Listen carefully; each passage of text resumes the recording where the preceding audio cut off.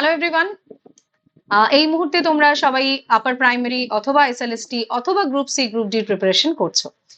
তো আমরা বিভিন্ন ভিডিওতে বা বিভিন্ন ক্লাসের কমেন্টে এরকম কমেন্ট অনেক পেয়েছি, বহু পেয়েছি। আমাদের যে সমস্ত গ্রুপস গুলো রয়েছে সেখানেও পেয়েছি যে তোমাদের মধ্যে অনেকেই হায়ার সেকেন্ডারির পরে হয়তো ডিএলএড করতে ভর্তি হয়েছে এবং তার সাথে সাথে গ্রাজুয়েশন করেছে, অর্থাৎ তোমাদের ডিএলএড এবং গ্রাজুয়েশন একসাথে চলেছে বা অন্য অন্য কিছু। সেক্ষেত্রে মেন বিষয় হচ্ছে যে দুটো ডিগ্রি তোমরা একই একাডেমিক ইয়ারে করেছো।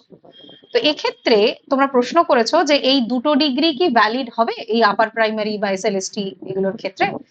তো এই সংক্রান্ত একদম খুব সুনিশ্চিত তথ্য তোমাদের সামনে এই সেশনে তুলে ধরবো। তার কারণ আমরা পেয়ে গেছি এই মুহূর্তে ইউজিসির নিউ নোটিস রিগার্ডিং এই যে 2 ডিগ্রিজ ইন 1 একাডেমিক ইয়ার। এই বিষয়টাতে আমরা 13ই এপ্রিল একটা প্রকাশিত হয়েছিল ইউনিভার্সিটি গ্রান্ট কমিশনের যে নোটিশটা, তার একটা মডিফিকেশন আমরা একদম নিউ নোটিসে পেয়ে গেছি।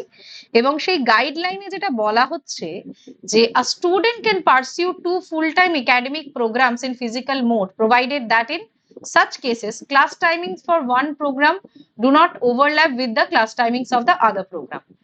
A student can pursue 2 academic programs, one in full-time physical mode and another in open and distance learning, or up to 2 ODL or online programs simultaneously. ঠিক আছে।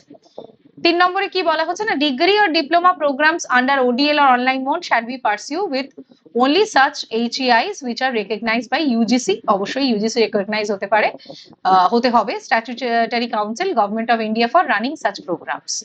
Degree or diploma programs under these guidelines shall be governed by the regulation noticed by the UGC and also the respective statutory professional councils wherever applicable.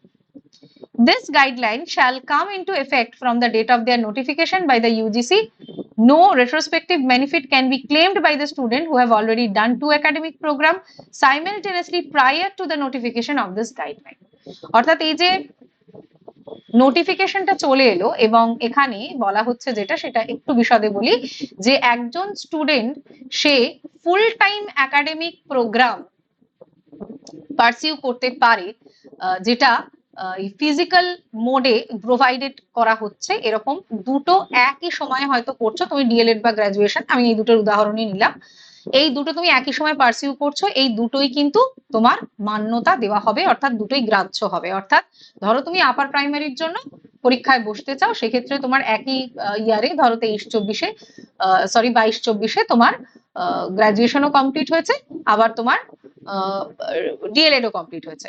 তো এক্ষেত্রে তুমি দুটোতেই applicable, তুমি দুটোই তোমার degree কিন্তু মান্যতা দেওয়া হবে এই দুটো পরীক্ষার ক্ষেত্রেই। এবং এটা 22 সালের পর থেকে যেটা হয়েছে, তার আগের গুলো নয়, 22 সালের পর থেকে যেহেতু এই নোটিশটা তখন দেওয়া হয়েছে, এই নোটিশটা যেহেতু তখন ইস্যু করা হয়েছে, সেই সময় থেকে যারা এইভাবে পড়াশোনা করেছো তারা কিন্তু দুটো ডিগ্রির মান্যতা পাচ্ছ।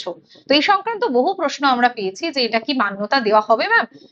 এই ক্ষেত্রে আমি বলবো যে হ্যাঁ, 22 সাল থেকে যারা এটা করেছো, আমি বেসিক্যালি যাদের প্রশ্নগুলো পেয়েছি তারা এই সময়টাই 22, 23, 24 এই সময়টাই, তো দুটো ডিগ্রি তোমরা একসাথেই করেছো। এক্ষেত্রে এটা আমি বেশি প্রশ্ন ডিএলএড এবং গ্রাজুয়েশনেরই পেয়েছি, তারা কিন্তু বৈধভাবেই এটা করতে পারবে। আবার অনেকে আবার মাস্টার্স এবং বিএডটাও এরকমও প্রশ্ন আমি দু একটা পেয়েছি, তারাও এসএসসির ক্ষেত্রে বা এসএলএসটি 11-12 এর ক্ষেত্রে তাদেরটাও কিন্তু মান্যতা দেওয়া হবে। এটা কেবল আমরা বলছি না, এটা ইউজিসির গাইডলাইন রয়েছে এবং এটা 22 সাল থেকে গ্রাহ্য।